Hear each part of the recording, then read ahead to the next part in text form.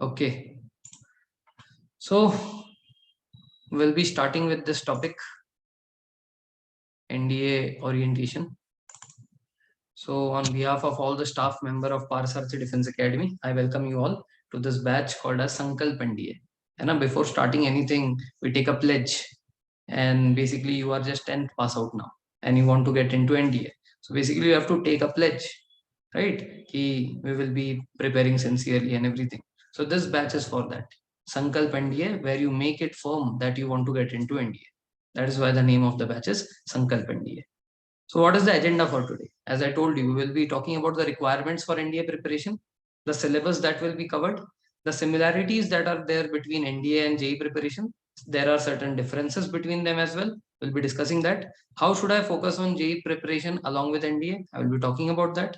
Knowing the officer-like qualities, what are these qualities and how to imbibe those qualities in you. And after this, we will be starting with the main topic, that is Advent of Europeans. Okay. So first what is the requirement. तो पहला पग आपका ये रहेगा कि एक written exam होने वाला है। इस रिटन एग्जाम में 900 मार्क्स होंगे। उसमें आपका दो पार्ट होता है, एक होता है मैथ्स जो 300 मार्क्स का आता है, जो 11th and 12th CBSE syllabus के अकॉर्डिंग होता है। ठीक है। दूसरा पार्ट होता है जनरल एबिलिटी टेस्ट, जो कि यूपीएससी पैटर्न के ऊपर होता है, जिसमें साइंस आता है, जिसमें पीसीबी पूरा रहेगा, physics chemistry bio, history, geography, polity, environment, defence knowledge, current affairs, everything will be there. So ये सब मिलाकर जो है आपका 600 मार्क्स होगा। This is your first step. द्वितीय पग या second step, once you pass out, ठीक है, और once you clear the written exam, then you will have to face service selection board called as SSB. This is again a 900 marks exam. तो इसमें marks वैसा नहीं होता है, आप यहाँ पे 5 दिन परफॉर्म करते हो, वो मार्किंग सिस्टम उनके हाथ में होता है। ठीक है ना। ये ऐसा नहीं है कि 900 मार्क्स का एग्जाम है, मेरे को 500 स्कोर करना है, तो उसके लिए मुझे ये पढ़ के जाना चाहिए, ये चीज मैं ऑप्शन में छोड़ दूंगा तो भी चलेगा, ऐसा नहीं है। It's a personality test. You do not know कि कौन से चीज में कितने क्या क्या मार्क्स है, वो किसी को नहीं पता। वो मार्किंग स्कीम उनके पास है। सो आप आपको 900 मार्क्स में से मार्किंग करेंगे, इतना बताया मैं। तो फाइनल मेरिट लिस्ट आपका 900 रिटन, 900 एसएसबी, 1800 मार्क्स में से आपका फाइनल मार्क्स मिलेगा। ठीक है ना। So it is a 5 day process in which your 15 officer like qualities will be assessed, and it will be assessed by 3 people. तो 3 असेसर्स होते हैं। एक होता है वहां पे साइक, ठीक है ना, जो साइकोलॉजिकल टेस्ट लेंगे आपका। एक होता है जीटीओ, ग्रुप टास्क ऑफिसर, और एक होता है इंटरव्यूइंग ऑफिसर। तो interviewer, 3 people are going to assess you for the same 15 qualities. तीनों में लास्ट में एक कॉन्फ्रेंस होता है, तीनों लोग वहां पे बैठे होते हैं। वो लोग क्या करते हैं कि अलग अलग जो भी उनकी फाइंडिंग्स है, साइक बताता है कि मैंने 15 में से ये क्वालिटीज देखी, वैसे जीटीओ भी बताता है कि मैंने इसके अंदर ये क्वालिटीज देखी, वैसे इंटरव्यूअर भी बताता है मैंने ये क्वालिटीज देखी। वो जो है सारी कुंडली आपकी मैच होनी चाहिए, सभी में जो है सेम टाइप के क्वालिटीज बाहर निकलने चाहिए। अगर कोई चीज आपकी साइक में दिख रही है, आपकी जीटीओ में नहीं दिख रही है, इंटरव्यू में नहीं दिख रही है, मतलब क्या है, कहीं ना कहीं आपने फेक किया अपना personality. You have faked some personality by learning from here and there, and that is why it was shown in one test but not in the other 2 test. So that is why being natural is the only key to clear SSB. क्योंकि अगर आपके अंदर कोई क्या बोलते हैं officer like quality है, तो तीनों में बराबर दिखेगी। किसी को दिखेगी, किसी को नहीं दिखेगी, ऐसा नहीं होगा। ये टेस्ट ऐसे बनाए जाते हैं कि अगर किसी में क्वालिटीज है तो बाहर आएंगी, किसी में नहीं है तो नहीं आएंगी। अब अगर आप फेक करोगे तो कहाँ करोगे, किसी एक जगह पे करोगे। इंटरव्यूअर को चलो आपने कुछ झूठा बोल दिया, जीटीओ में तो आप फिजिकली टास्क कर रहे हो, वहां पे कैसे झूठ बोलोगे। साइकोलॉजी में तो क्या है कि आप सबकॉन्शियस माइंड से लिख रहे हो, आपके सबकॉन्शियस माइंड से वो लोग कुछ पता कर रहे हैं यहाँ पे, तो यहाँ पे कैसे फेक करोगे। चलो इंटरव्यूअर को तो झूठ बोल दिया, बाकी दोनों को क्या करोगे। So that is why faking the personality is the biggest problem that people face in SSB. यही रीजन है कि एसएसबी में ज्यादातर लोग रिजेक्ट हो जाते हैं, फिर वो बोलते रहते हैं कि एसएसबी बहुत हार्ड है और ये है वो है। वो क्या है कि झूठ वूठ बोल देते इधर उधर और फंस जाते हैं। ठीक है ना। So anyways there is a 5 day personality test will be helping you to build this qualities in you. ठीक है। सेकंड इज रिकमेंडेड कैंडिडेट्स, जो एसएसबी में रिकमेंड हो जाते हैं, उसके बाद वो जाते हैं मेडिकल चेकअप के लिए। अगर आपका मेडिकल चेकअप पास हो जाता है, if you clear the medical, then the third stage is, that is the antim pag, you get into the defense academy, national defense academy. So here you basically enter to learn and leave to serve. Having cleared the ssb and medical, you are selected to join the prestigious academy called as national defense academy, or for navy, naval academy. वैसे navy के भी कुछ seats NDA में भी होते हैं, तो navy के जो ऑफिसर्स है वो एनडीए में भी ट्रेन होते हैं और नेवल एकेडमी में भी। ये कैसे होते हैं, क्या होते हैं, समय के साथ साथ मैं आपको क्लियर करूंगा। आज के डेट में उतना जानने की जरूरत है नहीं, ठीक है ना, हाउ इट इज डिफरेंट। चलिए यहां तक क्लियर है चीजें। What are the three procedures? Okay okay, great great. Next will talk about the syllabus now. तो ये है आपका सिलेबस जो कि आपके एनडीए एग्जाम में आएगा, ठीक है। तो इसमें जो है, इसमें अगर हम लोग जनरल स्टडी के 600 मार्क्स की बात करें, सो देर इज पॉलिटी। पॉलिटी मतलब बेसिकली आपने जो स्कूल लाइफ में इसको सिविक्स में पढ़ा होगा। तो पॉलिटी में basics of Indian constitution, citizenship, fundamental rights, directive principle of state policy, fundamental duties, president governor और ये सारी चीजें, ठीक है ना। हिस्ट्री में ancient history, medieval history and modern history, ऐसे तीन पार्ट्स होंगे। एंशियंट हिस्ट्री में will be talking about Harappa, Mohenjodaro, ठीक है। Then we will be talking about Buddhism, Jainism, कैसे कैसे आए, क्या हुआ, ठीक है। Then will be talking about Sikhism, अलग अलग हमारे जो भी धर्म है ना, जैसे हिंदुज्म, उसके बाद इस्लाम, क्रिश्चियनिटी, सिखिज्म, ये सब के बारे में जो है एंशियंट हिस्ट्री में पढ़ेंगे, ठीक है ना। देन उसके बाद हमारा मगध एम्पायर, किंग अशोका ने क्या क्या कॉन्ट्रीब्यूशंस किए थे, everything will be part of your ancient history. Then medieval history में will be talking about Delhi सल्तनत रूल। दिल्ली सल्तनत रूल टॉक्स अबाउट जैसे कि कुतुबुद्दीन ऐबक, इल्तुतमिश, ठीक है ना, उसके बाद मोहम्मद बिन तुगलक, ये सारे नाम कहीं ना कहीं आपने सुने होंगे। तो ये सारी चीजें। उसके बाद मुगल एम्पायर, मुगल एम्पायर तो everyone is well versed with, Babur, है ना, उसके बाद हुमायूं, अकबर, ये सारी चीजें के बारे में। मॉडर्न हिस्ट्री में will be starting today advent of Europeans. So advent of Europeans is main thing, ठीक है। इसके बाद देखो कैसा होता है ना, आपने देखा होगा जैसे कोई भी सिलाई जब खुलती है, तो स्टार्टिंग का एक धागा निकल गया तो बाकी का पूरा एक साथ खुल जाता है, ठीक है ना। उसके बाद दिवाली में आपने देखा होगा वो जो पटाखे लगाते हैं रेड कलर के, है ना, उसमें एक को आग लगाते हो, कंटिन्यूअसली जो है पूरा का पूरा वो जलता रहता है। सिमिलरली एडवेंट ऑफ यूरोपियंस ऐसा है। ये टॉपिक पढ़ लिया, तो उसके बाद British conquest of power, company rule, revolt of ये 1857, ये सब समझ में आता है। सिमिलरली इसके बाद आपको बेसिक्स ऑफ इंडियन कॉन्स्टिट्यूशन भी समझेगा, क्योंकि अगर हमने एडवेंट ऑफ यूरोपियंस पढ़ा, उसमें हम लोग ये पढ़ेंगे कि किस तरीके से यूरोपियंस ने हमें रूल किया, किस तरीके से ब्रिटिश रूल हमारे ऊपर ज्यादा हावी हुआ। तो ब्रिटिश रूल हावी हुआ तो हमने सोचा कि हमें ऐसा रूल नहीं चाहिए, तो हमने अपनी खुद की कॉन्स्टिट्यूशन बनाई। तो उसमें हमने क्या क्या चीजें डाले वो सब यहाँ से आएगा। So once you understand this topic, which we are going to discuss today, we will be basically subsequently understanding all the topics of modern history and few topics of polity. सारे के सारे नहीं है कनेक्टेड, कुछ कुछ है। तो जो कनेक्टेड है वो एक साथ सब समझ में आ जाएगा अगर ये टॉपिक अच्छे से आ गया तो। Then go to geography. So geography section में दो सेक्शंस होते हैं, एक होता है इंडियन ज्योग्राफी, एक होता है वर्ल्ड ज्योग्राफी, ठीक है ना। और एक होता है बेसिक ज्योग्राफी जो कि सबको समझ में आना चाहिए, जैसे क्लाइमेटोलॉजी हो गया, उसमें हम लोग रेन वगैरह की बात करेंगे, सोलर सिस्टम हो गया, ठीक है ना, सॉइल्स हो गए, रॉक्स हो गए, ये सारे सिस्टम्स, ठीक है। This this will be a part of general geography. So Indian geography में हम लोग बात करेंगे इंडियन रिवर्स की, माउंटेन्स की, एग्रीकल्चर की। वर्ल्ड ज्योग्राफी में हम बात करेंगे लोकल विंड्स की, ठीक है, ओशन करेंट्स की। So from there you will get to know a lot of things. जैसे have you heard about this aircraft called as Chinook helicopter? Chinook helicopter सुना है आपने? एक ट्विन ब्लेड हेलीकॉप्टर है, इंडिया के पास अभी अभी आया है ना, एक बड़ा सा हेलीकॉप्टर है जिसमें दो तरफ ब्लेड है, बहुत बड़ा सा एयरक्राफ्ट है। Those who are aspiring for Air Force, have you heard about this? No? लिख दो कुछ। ओके ओके ओके, ठीक है। सो नहीं सुना होगा तो आज देख लेना, ठीक है। If you have not heard, you should know about this things. Chinook helicopter एक आया था, अपाचे हेलीकॉप्टर आया था, ठीक है ना। उसके बाद एक हमने नेवी में लिया है रोमियो, रोमियो हेलीकॉप्टर। ये क्या करता है ना, नीचे पानी के अंदर जो हिडन सबमरीन है उनको भी ढूंढ निकालता है, ठीक है ना। सो ये जो है ये रोमियो हेलीकॉप्टर, ये सब जो है हमने बाहर से मंगवाया है। So you should know about this. तो मैं आपको क्यों पूछ रहा था ये, इसमें जो नाम मैंने बताया चिनूक हेलीकॉप्टर, ये चिनूक क्या है, कहाँ से आया है, अगर आपको थोड़ा ज्योग्राफी पता होगा ना, आप ये क्वेश्चंस को डायरेक्ट आंसर कर पाओगे। चिनूक एक लोकल विंड है जो कि यूएसए में बहती है, ठीक है ना। जैसे हमारे इंडिया में, नॉर्थ इंडिया में लू होता है, गर्मी के टाइम पे लू चलती है, बहुत गर्म हवा आती है, हीट वेव भी बोलते हैं। वैसे ही यूएसए में एक विंड है जिसको बोलते हैं चिनूक, ठीक है ना। इस चिनूक के नाम से उन्होंने ये हेलीकॉप्टर बनाया है। अब वो हमने यूएस से लिया है, अगर आप ऑप्शन में आएगा तो आपको अगर पता होगा कि चिनूक यूएसए का है, तो अगर ये क्वेश्चन दिया होगा पेपर में कि चिनूक हेलीकॉप्टर कहाँ से आया, तो आप डायरेक्ट लिंक कर पाओगे कि अच्छा हाँ चिनूक हमने पढ़ा था लोकल विंड्स में, कहाँ का है, यूएसए का है। सो चिनूक हेलीकॉप्टर अगर आपने सुना भी नहीं होगा तो भी थोड़ा बहुत आप गेस कर पाओगे. So that is how we are going to connect things and study. एक चीज से दूसरा चीज कनेक्ट कर करके पढ़ेंगे. तो ये हो गया हिस्ट्री, ज्योग्राफी, पॉलिटी.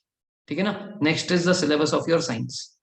तो साइंस में फिजिक्स, केमिस्ट्री, बायो, इसके ये टाइप्स है. ठीक है ना. फिजिक्स में जैसे kinematics, gravitation, pressure, sound, electricity, magnetism, optics, electromagnetic waves and modern applications. ठीक है, ये हो गया फिजिक्स. केमिस्ट्री में केमिकल इक्वेशन, रिएक्शन, 10th का फर्स्ट चैप्टर था. Acid, basis, salt, periodic table, carbon and it's allotropes, ये सारे आपने 10th में पढ़ रखे होंगे. फिर सॉलिड, लिक्विड, गैसेस, ये आपने 9th में पढ़ रखा होगा. प्रॉपर्टी एंड मिक्सचर, कंपाउंड, ये सब आपने 9th में पढ़ा होगा. तो ये हो गया 9th और 10th का सिलेबस बेसिकली. बायोलॉजी में 9th और 10th का गेम ऑल अबाउट प्लांट्स, इसमें पूरा बॉटनी आता है. देन ह्यूमन बॉडी के सारे प्रोसेस, लाइफ प्रोसेस चैप्टर पढ़ा होगा अपने 10th स्टैंडर्ड में सीबीएसई में, वही है. हार्मोनल सिस्टम, ये आपके सिलेबस से शायद लास्ट ईयर हटा दिया था. कंट्रोल एंड कोऑर्डिनेशन एक चैप्टर था जिसमें ब्रेन, स्पाइनल कॉर्ड, है ना, ये सारी चीजें पढ़ते हैं. तो उसमें आता है हॉर्मोन्स करके. सो that is basically that. But hormonal system के बारे में एनडीए में बहुत ज्यादा सवाल आता है, तो हमें 10th लेवल से ज्यादा पढ़ना पड़ेगा.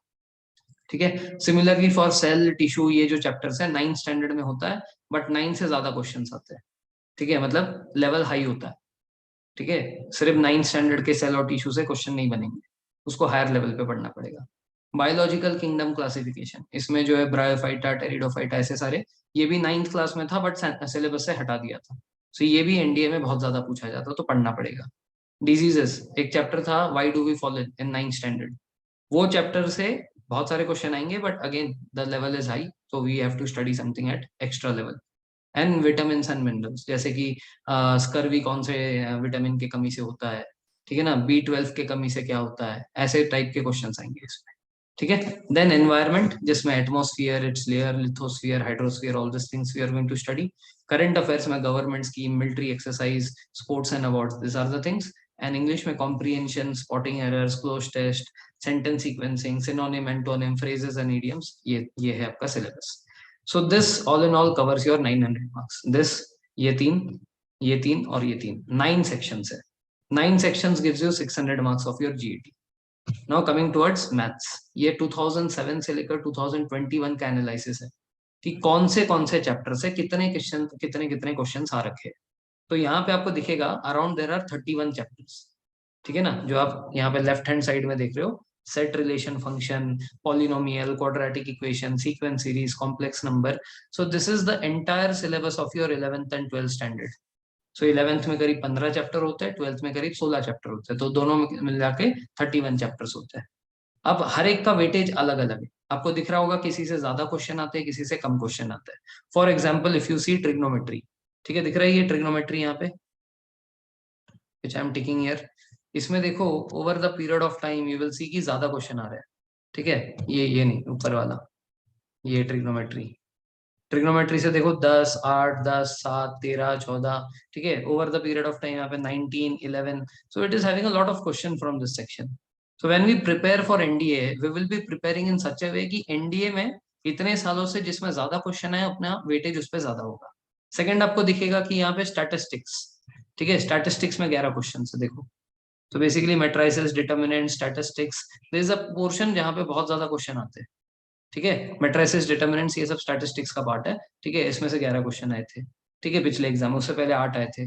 ठीक है, सो इस तरीके से. उसके बाद प्रोबेबिलिटी. ठीक है, प्रोबेबिलिटी हो गया, परम्यूटेशन कॉम्बिनेशन हो गया, इसमें से 10 क्वेश्चन, 16 क्वेश्चन, 5, 8 ऐसे, इसमें ज्यादा क्वेश्चन आते हैं.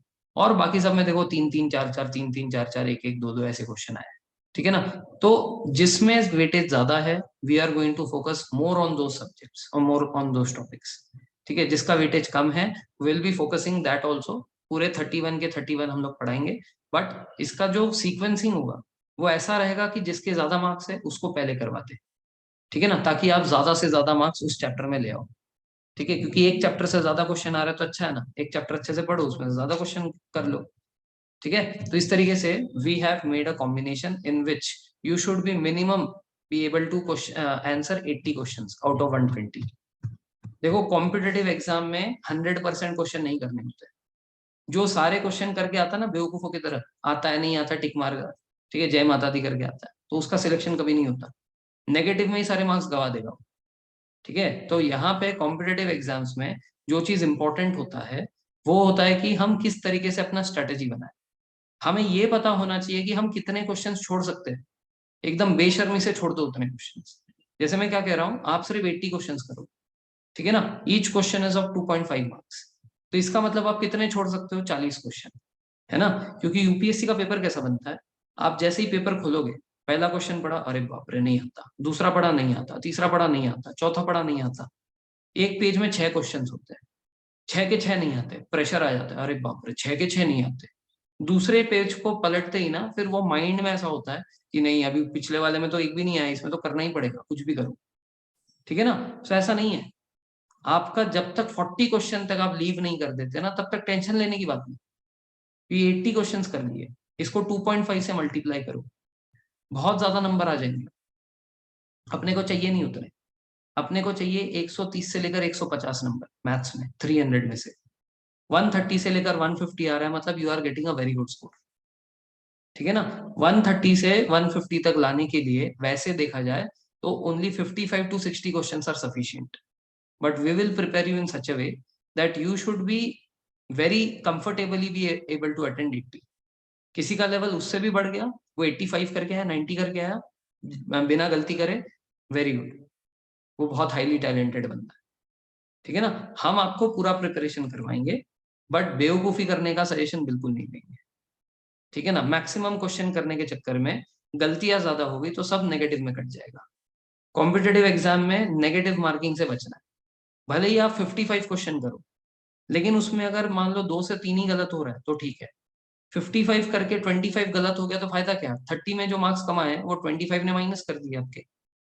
समझ में आ रही बात। So that is why out of all the chapters that you can see over here, we are going to teach you in a particular way in which we are going to cover the highly rated chapters first, then the second highest rated, and then those chapters जिसमें से एक या दो question आते हैं। इससे क्या है कि आपकी एनडीए की तैयारी अच्छी होगी, मजबूती से होगी, ठीक है ना। Now this is the syllabus for your JEE, you can see the similar chapters over here. यहाँ पे भी सेट रिलेशन है, यहाँ पे भी ट्रिग्नोमेट्री है, यहाँ पे भी स्टैटिस्टिक्स है, सब सेम है। बट यहाँ पे ट्रिग्नोमेट्री से देखो कितने क्वेश्चन है, 2 है। इंडिया में कितने थे, इंडिया में 11 थे, इसमें कितने आ रहे, 2 आ रहे। स्टैटिस्टिक्स से देखो, उधर 11 थे, इधर 3 आ रहे। अब यहाँ पे ज्यादा क्वेश्चन कहाँ आता है, इंटीग्रेशन में, डिफरेंशिएशन में, कैलकुलस के ऊपर ज्यादा फोकस रहता है जेई का, वेरएज एनडीए का फोकस रहता है ट्रिग्नोमेट्री पे। इसके पीछे वजह है, what is the reason for this. In 10th standard you must have heard about this height and distance question, जिसमें आप ट्रिग्नोमेट्री लगाते हो कि अगर आपको मान लो कि साइन थीटा दे दिया है, you require the hypotenuse and the क्या बोलते हैं एडजेसेंट साइड, जिससे कि आप हाइट एंड डिस्टेंस से जो है किसी का हाइट पता कर पाओ, राइट। तो height and distance question trigonometry का पार्ट था। Why is it important, it is important क्योंकि आप जब एक एयरक्राफ्ट चलाओगे, आपका टारगेट नीचे होगा, उसके ऊपर आपको बॉम्ब फेंकना है, तो आपको वहां पे ट्रिग्नोमेट्री लगेगी। आपको ऐसा डिसीजन लेना पड़ेगा उड़ते उड़ते कि मैं अपना बॉम्ब किस पॉइंट पे ड्रॉप करूं ताकि जाकर वो उस पॉइंट पे हिट करेगा, इसके लिए ट्रिग्नोमेट्री लगता है। समझ में आ रही बात। उसी तरह अब ये तो हो गया एयरफोर्स के लिए, आर्मी के लिए सोचो, आर्मी के लिए देयर इज आर्टिलरी गन, ठीक है ना, वो गोला बारूद जिससे छोड़ते हैं। अब मेरे को जो है अपने एनिमी पे अटैक करना है जो कि 500 मीटर्स दूर है, so what should be my angle, जिससे मैं अगर यहाँ से फायर करूंगा तो वो उधर एनिमी टारगेट को हिट करेगा, ट्रिग्नोमेट्री लगेगा इसके लिए। हरी बात समझ में, दिस इज वाई ट्रिग्नोमेट्री का वेटेज आर्मी एग्जाम्स में हमेशा ज्यादा होता है, ठीक है ना। उसके बाद स्टैटिस्टिक्स, यू शुड नो कि अगर मैं ये रिस्क ले रहा हूँ तो क्या प्रोबेबिलिटी है, ठीक है, क्या चांसेस है, what is the percentage chance कि मैं इसमें सक्सेस होऊंगा। If the percentage is over 60%, army लोग रिस्क ले लेते हैं। लेकिन परसेंटेज चांस दिख रहा है 10% है, मेरे लोग मारे जाएंगे, तो बेवकूफ है ना वो, अगर वो डिसीजन ले रहा है तो। So he should be well versed with probability, he should take chances, he should be very good with statistics. This is why probability, statistics, trigonometry, these are the topics which are having high value in India.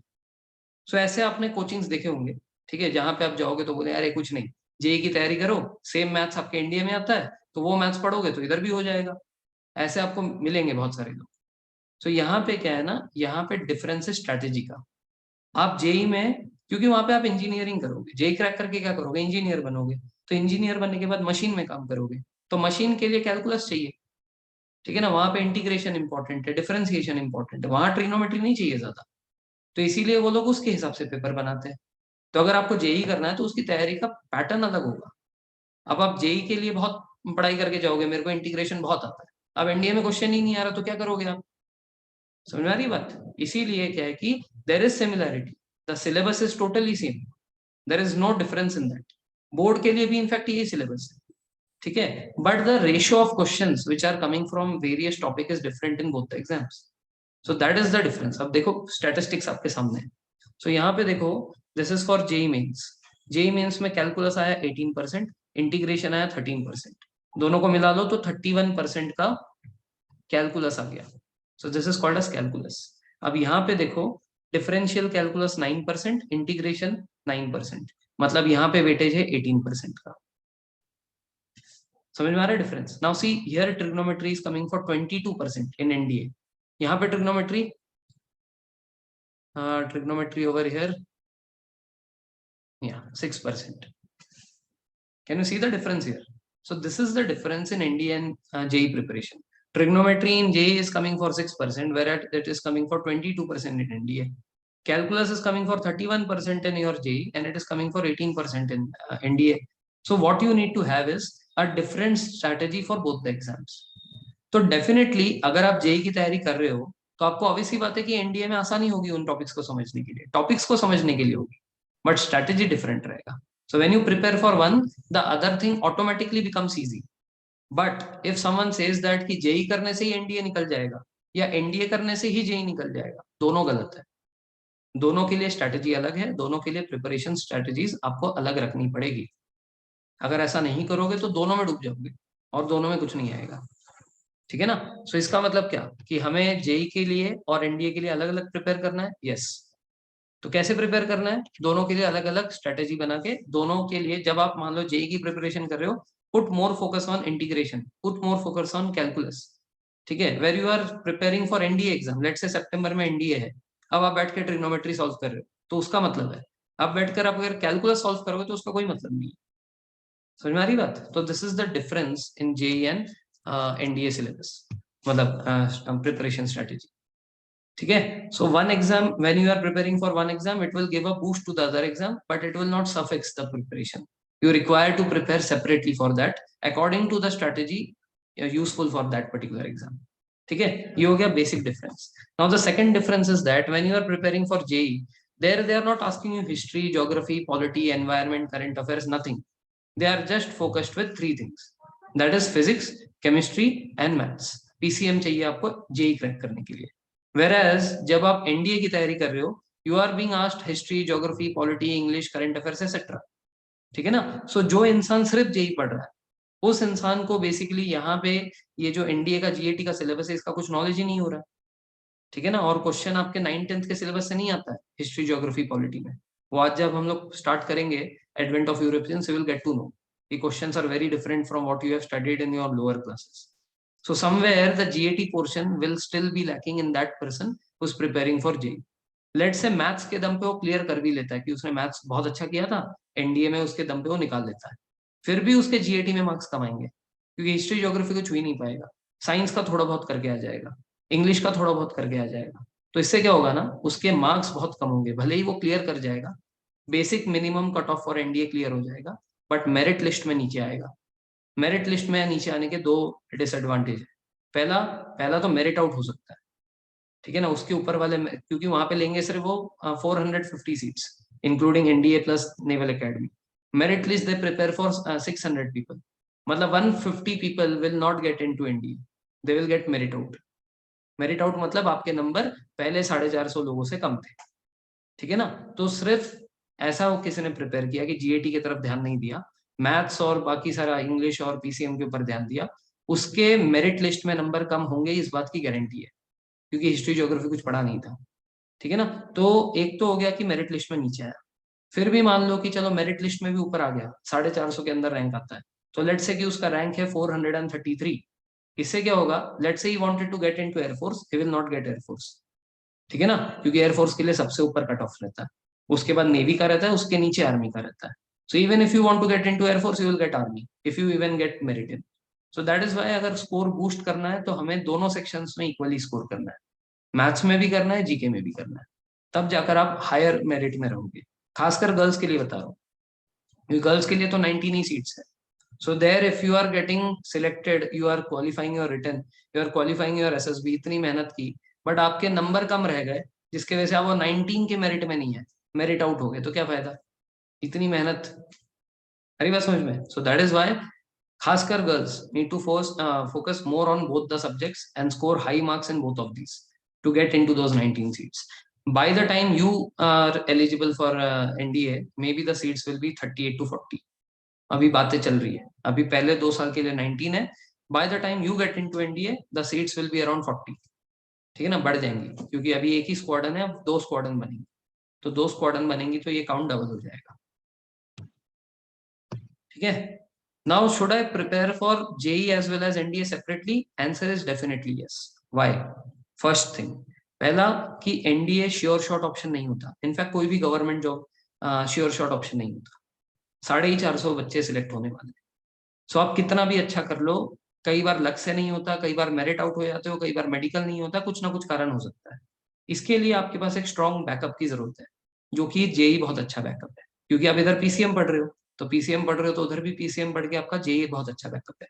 ठीक है ना, अगर late से आपके JEE में अच्छे score आ जाते हैं और आप अच्छे इंजीनियरिंग कॉलेज में चले जाते हो, तो आपका ग्रेजुएशन खत्म होने के बाद आप सीडीएस, एफकेट, आई नीट, एसएससी टेक, टीजीसी, इन सारे एंट्रीज के लिए एलिजिबल हो। ध्यान रखना है, यहाँ पे इंजीनियर्स को ज्यादा एंट्री मिलती है। ये जो एसएससी टेक एंट्री है, टीजीसी एंट्री है, नेवी में आई नीट का एंट्री है, ये सारा का सारा सिर्फ इंजीनियर्स के लिए होता है। सो अगर आप बीएससी हो या कोई दूसरे ग्रेजुएट हो तो आपको जगह नहीं मिलेगा। ठीक है ना, so more amount of entries are open for engineers. ठीक है, पहला। दूसरा, ईयर ज्यादा मिलता है। बाकी सारे ग्रेजुएशन एंट्रीज में अगर कोई दूसरा ग्रेजुएट है तो 25 ईयर्स मैक्स है, 25 के बाद आपका एज खत्म हो जाता है, वेर एज इंजीनियर्स को 2 साल एक्स्ट्रा मिलता है। They get entry still 27 years तक, और कई बार उनको रिटर्न भी नहीं देना होता, डायरेक्ट एसएसबी के लिए बुलाते हैं। सो इंजीनियरिंग करने के अपने खुद के बेनिफिट्स है। So if you are very much passionate about फौज also, let's say somehow by God's grace it should not happen, somehow you do not get into NDA, there are more opportunities to get into Air Force or Navy or Army through this CDS, FCAT, INET, SSC Tech, etc. So more chances are available for the engineers. Hence, you should prepare for JEE along with NDA as a backup first. Second thing is that even after 12th, you get 2 more entries if you are having JEE score with you. एक है navy take entry, ये सिर्फ लड़कों के लिए फिलहाल। ठीक है ना, इसमें आपके जेई के स्कोर देखे जाते हैं, जेई के स्कोर के बेसिस पे आपको एंट्री देती है। ठीक है, इसमें कोई रिटर्न नहीं होता, डायरेक्ट एसएसबी होता है। Similarly for TES entry, technical entry scheme, इसमें आपको सीएमई में इंजीनियरिंग पढ़ाया जाता है, मिलिट्री कॉलेज ऑफ इंजीनियरिंग यहाँ पे जो है। ठीक है, इसमें आपको सीएमई में इंजीनियरिंग पढ़ाकर आपको फौज में एज ए इंजीनियर भेजते हैं। तो ये दोनों एंट्रीज के लिए अभी कंपल्सरीली जेई का स्कोर चाहिए। जेई का स्कोर नहीं है तो आप इन दोनों एंट्रीज के लिए अप्लाई नहीं कर सकते। So that is why, because of these 2 reasons, you should definitely prepare for JEE along with NDA. So the preparation needs to be separated. ठीक है ना, दोनों को अलग अलग तरीके से प्रिपेयर कर। ठीक है ना, now how can it be done? तो देखो यहाँ पे ऐसा है ना कि जो लोग स्कूल जाएंगे, ठीक है, लेट्स से कि you have joined army public school और any kind of school where you are required to daily attend the school, 7 घंटा आप स्कूल जा रहे हो। So for me it is a waste of time, क्योंकि क्या है कि स्कूल में भले ही कितने भी अच्छे टीचर्स हो, they are preparing you only for the board exams, they are not preparing you for NDA, they are not preparing you for JEE. So in both the cases what you are doing is wasting those 7 hours over here. ठीक है ना, क्योंकि अगर ये 7 घंटे आप वहां नहीं जाते, आप हमारे ही पास आ जाते हो, सुबह से लेकर शाम तक हम लोग आपको पढ़ाते हैं, स्कूल का सिलेबस भी पढ़ा रहे हैं, जेई भी पढ़ा रहे हैं, एनडीए भी पढ़ा रहे हैं, 7.5 hours to 8 hours if we are teaching you. ठीक है ना, so that is going to make more sense, that is going to give you more time to prepare और practise on your own. Self study का ज्यादा time मिलेगा, हम सुबह से अगर वो टाइम यूटिलाइज कर ले जो आप स्कूल में दे रहे थे। क्योंकि अगर वो नहीं किया, लेट्स से आप स्कूल गए, 7 घंटा हुआ, तो आप वहां पे 2 बजे तक थे, 2 बजे के बाद 3 बजे आप हमारे पास आते हो, 3 से लेकर मान लो आप आपको हम लोग 3 घंटा अपना जेई का प्रिपरेशन करवाते, बोर्ड का प्रिपरेशन करवाते, फिर और 3 घंटा हम आपको एनडीए का अलग से प्रिपरेशन करवाते। तो 7 hours school, 3 hours JEE preparation, 3 hours NDA preparation, कितना हो गया? 13 hours हो गया। और इन सब में आने जाने का भी टाइम जोड़ लो तो 15 घंटे। 24 घंटे में से 15 घंटे तो आपने सिर्फ क्लासेस अटेंड किए पूरे दिन। समझ में आ रही बात? So what is better? Better is that कि you attend a dummy school, जिसमें रोज अटेंडेंस की जरूरत नहीं है। The syllabus is being covered by us. ठीक है, आपका स्कूल का भी, जेई का भी और एनडीए का भी। You just have to go and write the exams. Syllabus we will be teaching as per the board syllabus. ठीक है, let's say CBSE का. So is it possible or is it there with us? Yes, we have made this finalized. ठीक है. So now because there are a lot of people who have inquired with us in the group, there are around 60 to 70. I cannot call you over here and in the offline class. इतनी मेरे पास जगह ही नहीं है. So after this 1 month of demo classes online, we will be conducting a test and an interview by which we will be selecting 30 students only. This 30 students, if you are wanting to avail residential facility, we have created hostel. ठीक है ना, बन चुका है अभी, तो hostel facility available है. We will be calling over you over here. So you can stay over here, study with us. We will be enrolling with some CBSE school जहाँ पे आपको जाने की जरूरत नहीं है, सिर्फ एग्जाम लिखना है और हम जेई का, एनडीए का और बाकी सारा प्रिपरेशन करवा देंगे. ठीक है. So this will be available only to 30 students after this demo period gets over. So demo जो है ये ऑनलाइन रहेगा, उसके बाद की क्लासेस हम लोग ऑफलाइन देंगे. ठीक है ना. So classes are going to be offline after this 1 month. ठीक है. Now coming to this officer like qualities. So ये जो ऑफिसर लाइक क्वालिटीज है, there are 15 officer like qualities which are there. So ये जो 15 ऑफिसर लाइक क्वालिटीज है, they are categorised in factor 1, factor 2, factor 3 and factor 4. अब ये तो आपने नेट पे भी देखा होगा, कभी आपने टाइप किया होगा तो यही फोटो आता है ना. जो आपने नहीं देखा होगा वो है कि इनके 3 क्राइटेरियाज होते हैं. एक होता है कोर क्वालिटी. आप जब एसएसबी में जाते हो तो सबसे पहले आपके अंदर कोर क्वालिटी ढूंढते हैं. अगर कोर क्वालिटी आपके अंदर नहीं है तो वो आपको स्क्रीन आउट कर देते हैं कि ये बंदा हमारे कोई काम का नहीं है. तो डे 1 पे आप बाहर हो जाते हो, 5 दिन की एसएसबी नहीं मिलती. तो कोर क्वालिटी में power of expression, social adaptability, cooperation, sense of responsibility, liveliness, courage, ये सारे आते हैं. पावर ऑफ एक्सप्रेशन कि आप कितने इजीली कंफर्टेबली बोलते हो लोगों के सामने. कई लोग होते हैं जो बहुत शाई नेचर के होते हैं, इंट्रोवर्ट टाइप के होते हैं, बोल नहीं पाते. तो there is no power of expression. It may be a normal quality in other forces, मतलब क्या बोलते हैं, अदर फील्ड्स. बट ऐसा आपका डिफेंस में नहीं चलेगा ना. If you are introvert, you are officer and you are having 400 people in front of you जिनको आप कमांड करोगे, और आप बहुत शाई हो, तो आप कमांड कैसे करोगे उनको, बात कैसे करोगे उनके साथ. हरी बात समझ में. That is why power of expression फौज में बहुत कोर क्वालिटी है. अगर आप इंट्रोवर्ट हो, एकदम शाई हो, तो चांस नहीं है आपका, तो आप नहीं सिलेक्ट होंगे. तो आपको किसी ना किसी तरीके से अपना पावर ऑफ एक्सप्रेशन बढ़ाना पड़ेगा. नेक्स्ट है सोशल अडॉप्टिबिलिटी. पूरे इंडिया में आपकी पोस्टिंग आएगी, you will be posted to various places. ठीक है ना. So you need to adopt to different type of people, different type of climate. This is the reason why staying over here with us in क्या बोलते हैं hostel facility will make the social adaptability very strong.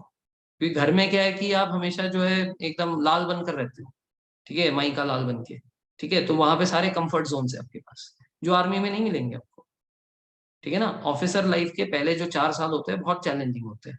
इस 4 साल में आपको कहीं पे भी पोस्टिंग दे देंगे, किसी के भी साथ रहने बोलेंगे, and that is how you have to manage. पहले ट्रेनिंग में भी ऐसे ही होगा आपके साथ. ठीक है. तो because of that the social adaptability will not build up first if you are a single child. ठीक है ना. क्योंकि सिंगल चाइल्ड फौज के नजरिए में बहुत लाडला होता है. जो बहुत लाडला है वो सोशल अडॉप्टिबिलिटी नहीं कर पाएगा. उसको दुनिया की सारी सुख सुविधाएं मिल रखी होगी घर पे. ठीक है ना. तो दिस इज हाउ दे जज. इसीलिए जो एक PIQ फॉर्म होता है, जैसे ही आप SSB में जाते हो, वहां पे कॉलम होता है कि did you study from home for your day scholar और did you studied in a boarding school. कि जो बोर्डिंग स्कूल में पढ़ा है ना, उसकी सोशल अडॉप्टिबिलिटी स्टार्टिंग से हाई है, ऐसा वो मानते हैं. ठीक है. Then cooperation. This also builds up when you are staying with a lot of people of your age, of similar age group.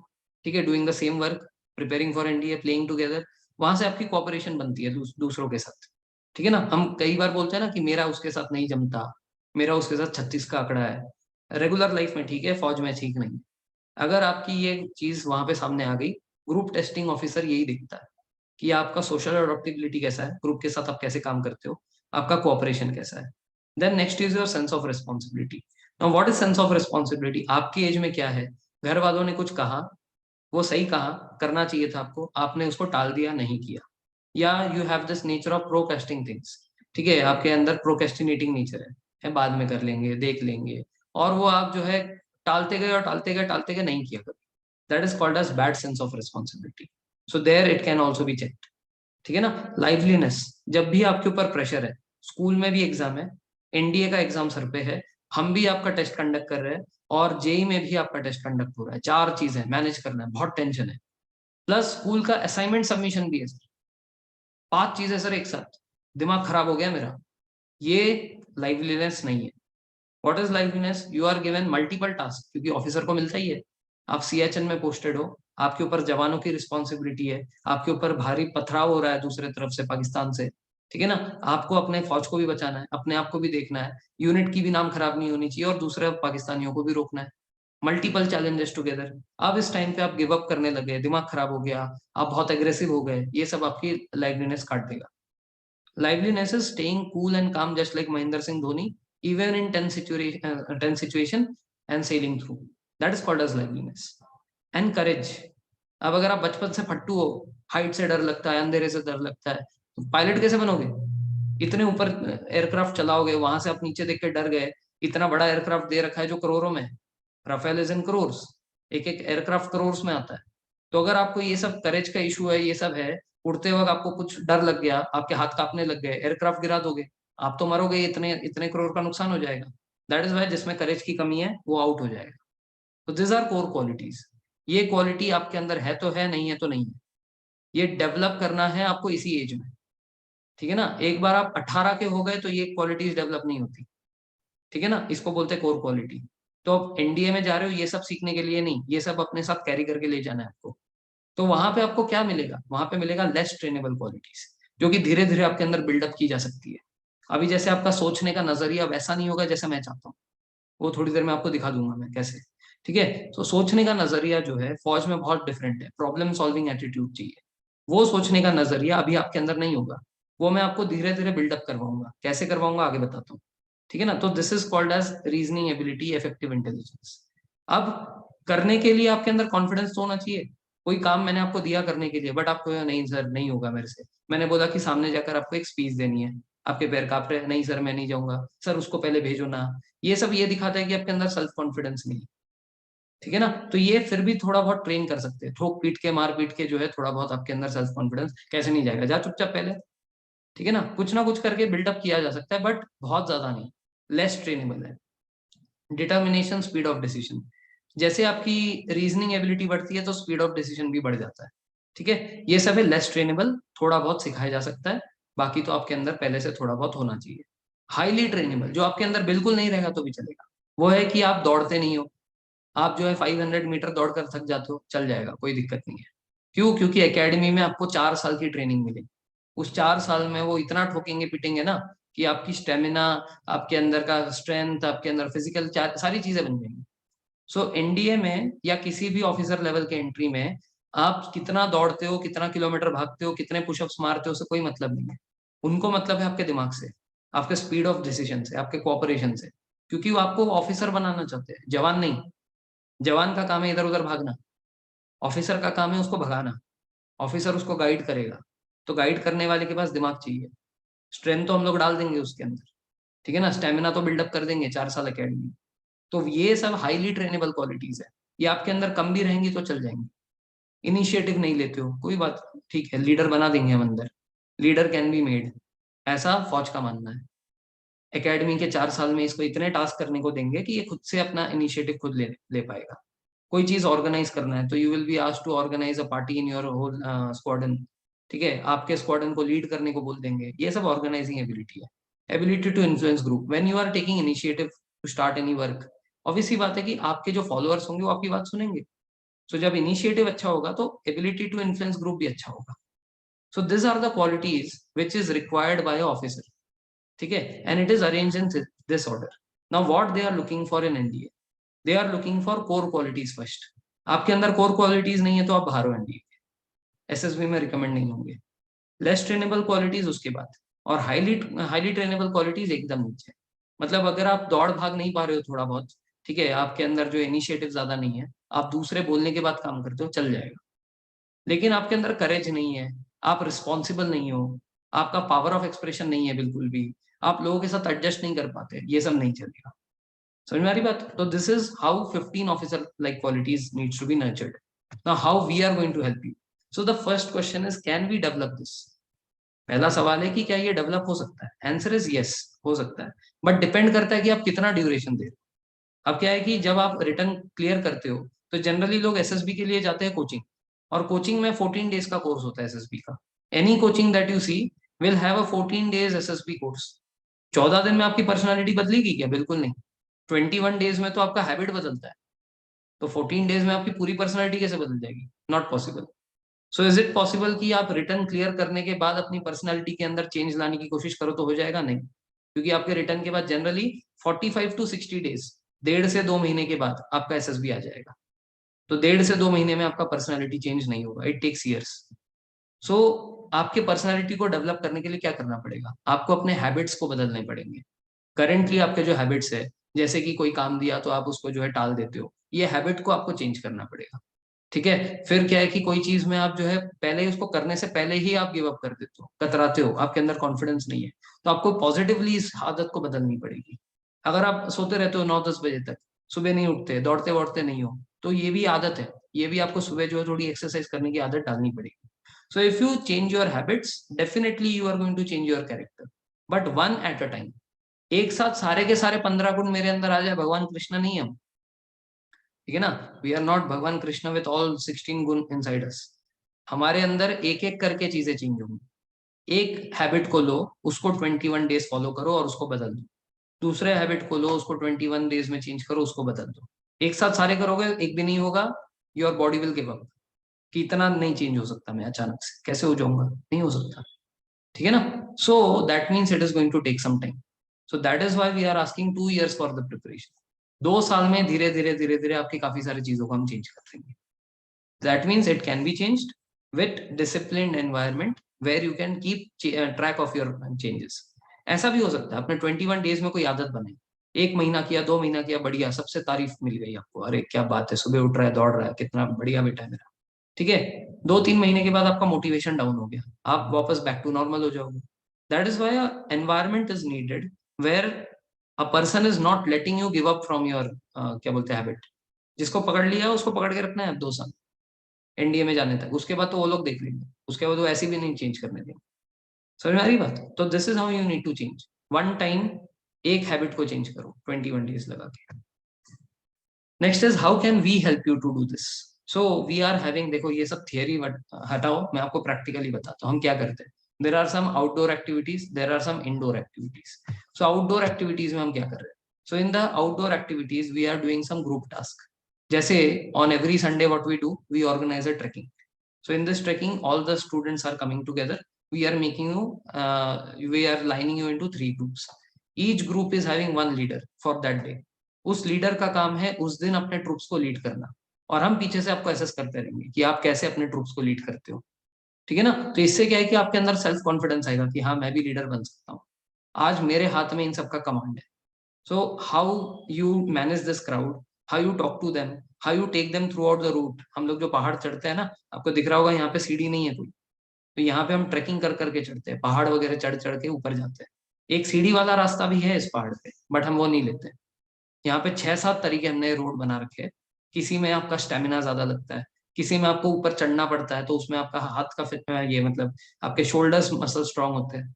ठीक है, ऐसे अलग अलग वो बनाए हमने। किसी दिन अगर हमें लगाना है कि आपको थकाना है, मुझे आई वॉन्ट कि you should build up your stamina, I will take you through the longest route. If someday I feel कि मुझे आपको ऊपर मतलब अपर बॉडी का एक्सरसाइज करवाना है, I will take you through a route जिसमें आपको पत्थर चढ़ने पड़े। ठीक है ना? सो ये सब हम लोग कमांडर को बता देते हैं। फिर हम देखते हैं वो कमांडर कैसे गाइड करता है अपने लोगों को, ऊपर तक आप कैसे पहुंचते हो। इससे आपका कोऑपरेशन दिखता है, सोशल अडॉप्टेबिलिटी दिखती है, लीडरशिप क्वालिटी दिखती है, उसके बाद आपका क्या बोलते हैं कॉन्फिडेंस दिखता है, ये सब होता है। Then in the morning we do some exercises like this. ठीक है, ऊपर जाने के बाद we make you sit in a semi circular way, जैसे आप फर्स्ट फोटो में देख रहे हो, and there we conduct your open group discussion. ठीक है ना? ये कम बंद कमरे में ये सब काम नहीं होता। ये भी ना वहां पे भी जब आप जाओगे जीटीओ टास्क में, जीटीओ होता है ओपन ग्राउंड में, एक ऐसा ऊपर छत होगा, उस छत के नीचे आपको सेमी सर्कल में बिठा के ग्रुप डिस्कशन करवाएंगे, just like you can see over, you can see over there in the picture. So all this things we are going to do, but for that it is required कि you come over here. ठीक है ना? Then ये है हमारा indoor activity. Now we can not send you to solve a murder case, right? अब murder case solve करोगे तब आपका जो है दिमाग खुलेगा कि इस केस में मुझे ये दिमाग लगाना था, ऐसा करना था, वैसा करना था। So what we do is we will create a scene like this. So in this scene you are given a story card. So you are a group of 10 students, you are returning from so and so place to so and so place after winning a volleyball championship. ठीक है। So we are celebrating. So अचानक आपका जो बस है वो petrol pump पे रुक जाता है, उसकी हेडलाइट वगैरह खराब हो जाती है। वहां पे अचानक से एक इंसान आता है, ठीक है, और वो जो है एकदम खून से लथपथ था। So he was in a pool of blood. फिर आप उससे उठाते हो, उसकी मदद करते हो, तब तक वो बताता है कि मैंने ना ऐसा एक लूट होने वाला है इसके बारे में सुन लिया था, तो उन गुंडों ने मेरे को बहुत मारा, इसलिए मेरी ये हालत हो गई। वो जो लुटेरे हैं वो इस पॉइंट पे इतने बजे लूटने वाले हैं, तो आप उनको प्लीज बचा लीजिए। प्लस मैंने ये भी सुना कि वो रेलवे ट्रैक्स पे जो है उन लोगों ने वहां पे जो है रेलवे ट्रैक को थोड़ा सा काट दिया है, तो एक ट्रेन आने वाली वो डीरेल हो जाएगी, लाखों लोगों की जान चली जाएगी। तो ये सारा स्टोरी में आपको दिया हुआ है। Now we will be asking you to think of a solution कि आप अपने 10 लोगों को कैसे बांटोगे कि ये सारे प्रॉब्लम्स को हम लोग एक एक करके सॉल्व करें। ठीक है ना। So here your logical reasoning will come into play, कि आप सोचते कैसे हो। ठीक है ना, आपका वे ऑफ थिंकिंग कैसा है ये यहाँ से हमें पता चलेगा। समझ आ रही बात। तो धीरे धीरे आपकी effective intelligence, logical reasoning, cooperation, ability to influence group, all this will come up. तो धीरे धीरे ऐसे हम लोग आपके 2 साल में इफेक्टिव इंटेलिजेंस, लॉजिकल रीजनिंग और पूरे पर्सनालिटी पे काम करेंगे। ठीक है ना। तो एकेडमिक बता दिया, OLQs कैसे डेवलप होंगी वो बता दिया। ठीक है ना। उसके बाद ये सारे कुछ और एक्टिविटीज होते हैं, जैसे इंडिपेंडेंस डे पे we make you stand in this, we do some army drills. ठीक है, वी हम लोग इंडिपेंडेंस डे सेलिब्रेट करते हैं। स्पोर्ट्स डे मनाया जाता है। ठीक है, स्पोर्ट्स डे में various activity, football, cricket, then athletics, lot of things are there. ठीक है। Then yearly we go for a track, जैसे पुणे में, ये पुणे के पास एक राजगढ़ है, राजगढ़ फोर्ट, जहाँ पे छत्रपति शिवाजी महाराज पहली बार किंग बने थे। ठीक है ना। तो ये वो जगह, तो यहाँ पे इस बार हम लोग ट्रैक पे गए थे। So all this activity will keep on happening throughout the year, जिससे कि क्या है कि आपका एकेडमिक्स प्लस आपका जेई प्रिपरेशन प्लस आपका officer like quality building plus some relaxing, because all this are required. अगर आप स्कूल से, फिर उसके असाइनमेंट से, फिर जेई से, फिर एनडीए से परेशान हो, आपके 15 घंटे उसमें जा रहे हैं, कहाँ आपका माइंड फ्रेश होगा? Where your mind is not fresh, your OLQs will not develop. ठीक है, आपकी इफेक्टिव इंटेलिजेंस, लॉजिकल रीजनिंग सब जाए भाड़ में, कल मेरे को असाइनमेंट सबमिट करके देना है, ये रहेगा आपका चिंता। अरे बात समझ में। सो this is why being in an open environment where you get a lot of scope for self excelling is required. ठीक है। And then at every 3 months what we are going to do is we are going to prepare a chart like this. ये chart में आपके पूरे 15 के 15 OLQs लिखे हुए हैं, और उसको हमने रेट किया है कि किसका कौन सी चीज हाई है। ठीक है, तो जैसे यहाँ पे आपको दिख रहा होगा high high high high, average, good. तो क्या है कि 15 OLQs को हमने टेबुलेट किया है ऐसे। So this thing we will be showing you every 3 months। Will be telling you कि आपका ये लो है, आपको इसमें इंप्रूव करना है। आपका सेंस ऑफ रिस्पॉन्सिबिलिटी खराब लग रहा है हमें, क्योंकि ये कारण थे। 3 महीने का पूरा ऑब्जर्वेशन हम आपको बताएंगे, based on which you can take some note and you can improve in the next 3 months. So every 3 months we are going to have a PTM. So even though you come to Pune, your parents stay back at your hometown, we are going to conduct a Zoom meeting in which we can show it in this way. So हर बच्चे के parent को हर 3-3 महीने में हम उनका इस तरीके से डेटा शीट देंगे। तो उसका एकेडमिक परफॉर्मेंस प्लस उसका OLQ परफॉर्मेंस, ये हर पेरेंट को, इवन दो आप इधर नहीं हो, आप जहां पे भी हो, इंटरनेट हर जगह पे है, we will provide you with this. ठीक है, तो every 3 months there will be a PTM in which will get to know about your child's progress. ठीक है ना। सो हम क्या है कि ऐसा नहीं कि 1 साल के बाद आपसे मिल रहे हैं, तो 1 साल के बाद बताया कि आपका बच्चा ऐसा आया था, ऐसा ऐसा हो गया। Not like that. Will be telling the parents up front. ठीक है, so that there is a scope of improvement. ठीक है, all this will happen after I assess you in the first 30 days। 30 दिन में जो बच्चे में मुझे पोटेंशियल दिखेगा, हम लोग उनको अपने इसमें एनरोल करेंगे, और उन बच्चों के साथ हम लोग अपना कोर्स स्टार्ट करेंगे। ये आपके लिए और मेरे लिए, दोनों के लिए अच्छा है। आपके लिए अच्छा इसलिए है क्योंकि क्या है कि आपको पहले ही पता चल जाएगा कि इज एनडीए फॉर मी और not. If it is not for me, do something else ना। दुनिया में सिर्फ एनडीए थोड़ी है। And if it is for you, then I will hold your hand and take you till the recommendation. This is my guarantee towards you. Have you understood what I have told you? So this is about NDA orientation. After this, we'll start our class.